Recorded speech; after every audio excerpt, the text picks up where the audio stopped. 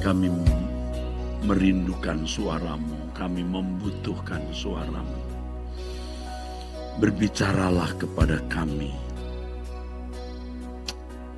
Taruh perkataan-Mu di mulut anak-Mu ini, Bapa, pelayan Tuhan Yesus Kristus. Terima kasih yang mulia.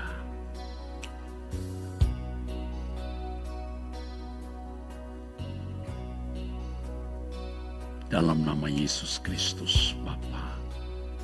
Dalam nama Tuhan Yesus Kristus kami bersyukur, kami berdoa. Amin, amin, amin. Saudara, silahkan duduk, saudaraku. Saudara sekalian, kalau saya ada di Jakarta, saya pasti memimpin doa. Hari Sabtu on-site. Kecuali saya di luar negeri atau di luar kota, ya.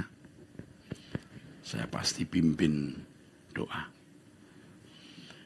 Sebab doa seperti ini, saudara, bukan lagi menjadi kewajiban, tetapi kebutuhan.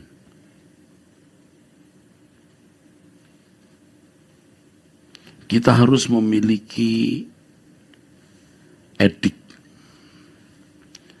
Seperti kecanduan, saudara.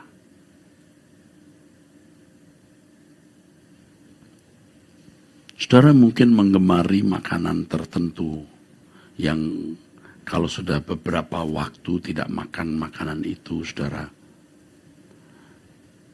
memiliki hasrat yang kuat untuk memperoleh makanan tersebut dan menikmatinya. Demikian pula kita dengan Tuhan. Bahkan mestinya seperti seorang yang kecanduan. Dan Tuhan menjadi madu surgawi kita, candu surgawi kita. Di mana kita memiliki keterikatan dengan Tuhan. Jadi kalau pemazmur bisa mengatakan seperti rusa merindukan sungai yang berair, itu sudah sampai tingkat edik yang sangat tinggi. Karena rusa bisa hidup tanpa soft drink, tetapi rusa tidak bisa hidup tanpa air. Air itu baginya kehidupan, saudara. Air itu kehidupan. Jadi bukan sekedar suplemen atau tambahan menu, tetapi kehidupan.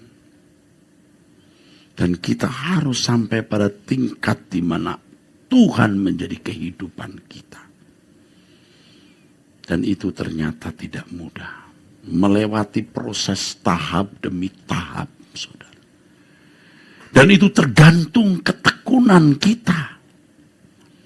Ketekunan untuk mencari Tuhan, ketekunan untuk melepaskan diri dari lilitan belenggu. Yang pertama, keinginan-keinginan daging yang sudah melekat menjadi bagian integral di dalam diri kita yang rasanya tidak terpisahkan. Tetapi lewat sebuah proses kita bisa menanggalkan atau melepaskan. Dan proses itu sangat pribadi. Karena belenggu di dalam kedagingan setiap orang itu berbeda-beda. Juga keterikatan kita dengan dunia.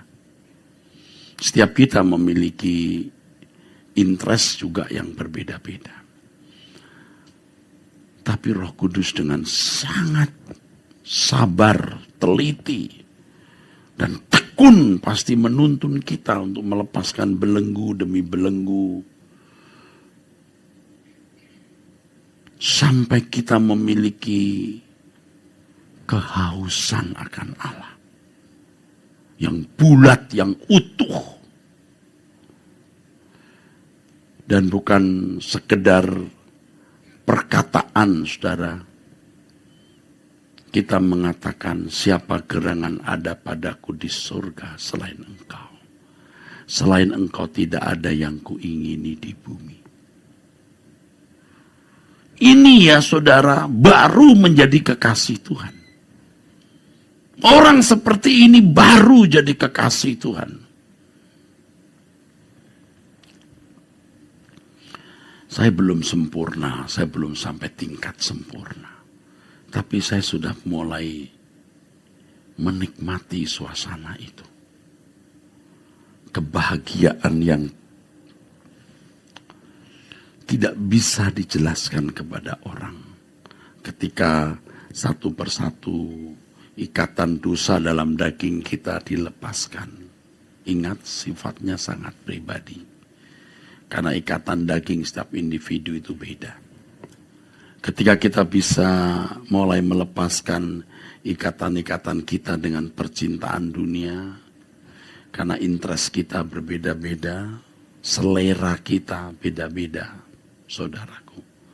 Tapi ketika kita mulai bisa menanggalkan satu persatu, kita memiliki kerinduan yang makin bulat, makin utuh kepada Tuhan. Ya. Mestinya sampai pada pernyataan, siapa gerangan ada padaku di surga selain engkau. Selain engkau tidak ada yang kuingini di bumi. Itu baru bisa menjadi kekasih Tuhan.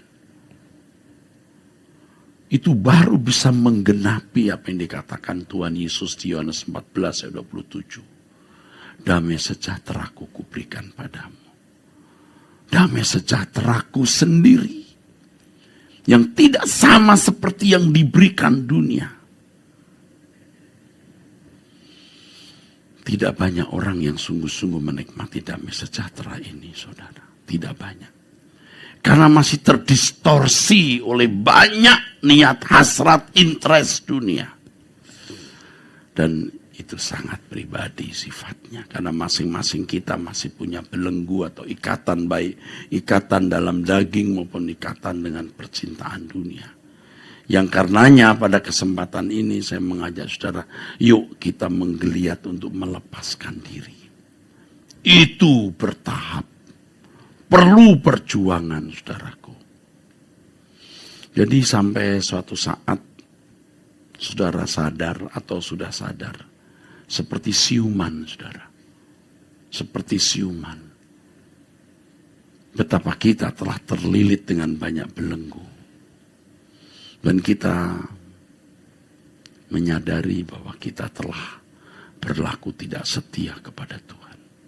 Tapi kita merasa setia. Saya tidak tahu Anda ngerti nggak saya ngomong ini.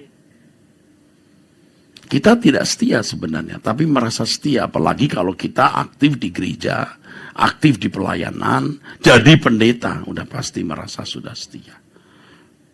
Jangankan perkara dunia, gereja pun juga jadi ikatan.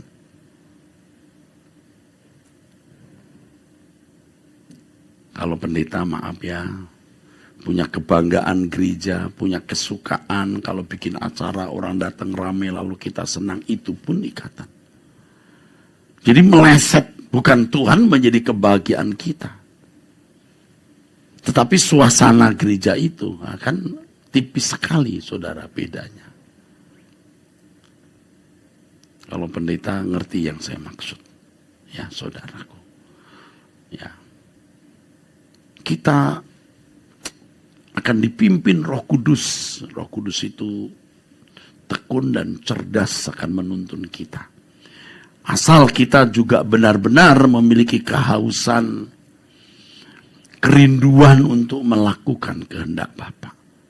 Yang sungguh-sungguh merindukan, bisa menyenangkan hati Allah, yang sungguh-sungguh ingin menjadi anak kesukaan, menjadi keharuman. Itu perubahannya tidak seperti membalik tangan, saudara. Wah, berat. Apalagi yang tidak punya niat yang memadai. Niat sih ada, Pak. Iya, berapa persen?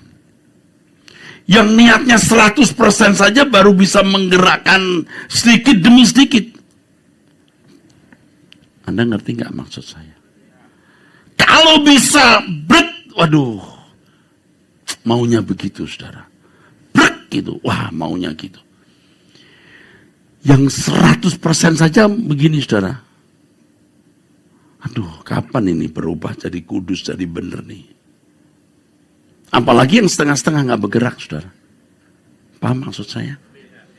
Karena standar yang Tuhan mau itu 100%. Segenap hati, segenap jiwa, segenap akal budi dan kekuatan.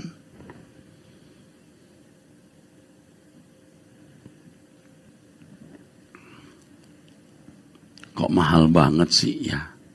Maka Tuhan berkata, hitung dulu anggarannya. Kok sulit amat sih Pak? Kok Tuhan pelit amat? Hitung dulu anggarannya. Tetapi selama kita masih punya api, ya, selama kita punya niat, dan kita terus bakar niat itu, Tuhan pun akan menolong kita. Menolong kita.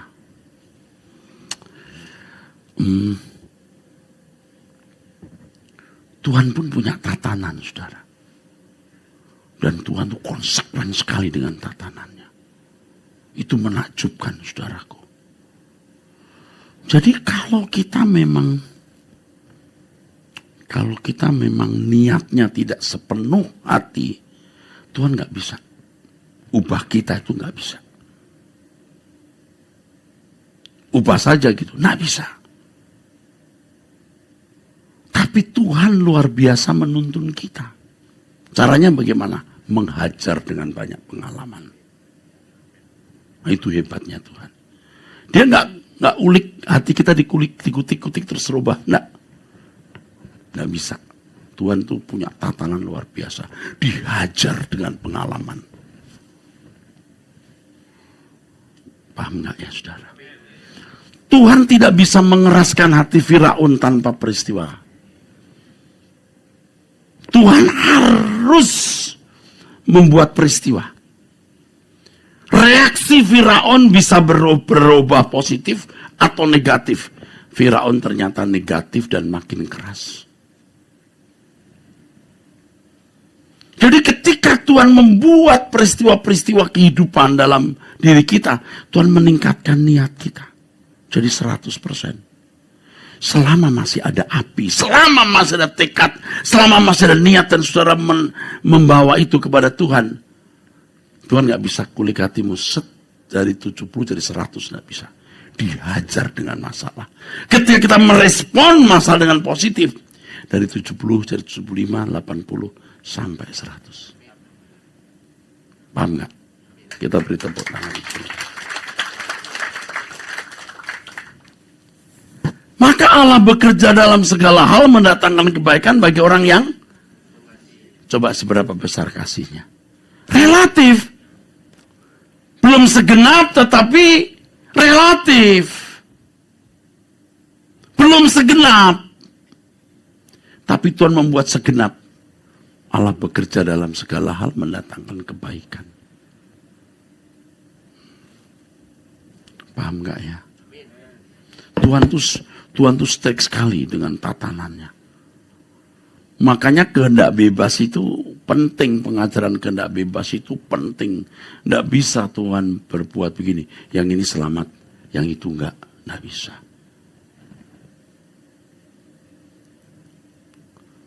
Tuhan nggak bisa berbuat begini, saya keraskan dia nanti, awas loh. Nggak bisa. Hatinya dikutik-kutik jadi keras, nggak begitu. Peristiwa hidup. Ini kalau saya jelaskan peristiwa Firaun jadi keras, waktu saya habis. Tapi percayalah. Maka ada orang-orang yang lewat peristiwa jadi tambah jahat. Dimatangkan kejahatannya. Allah tidak bisa menghukum orang yang jahatnya belum matang. Tapi Allah tidak bisa memuliakan orang yang kesuciannya belum matang. Paham gak ya? Nah sekarang saudara ada di sektor mana ini? Dan selagi kita masih punya kesempatan hidup, kita terus membakar niat itu. Anda jangan main-main loh, pagi-pagi bangun gerubah-gerubuk ke GSKI Kebon Jeruk pada hari Sabtu. Itu bagian daripada Tuhan mengubah saudara. Karena saudara merespon. Capek-capek, masih ngantuk. Tuhan Yesus memberkati Bapak Ibu Saudara semuanya.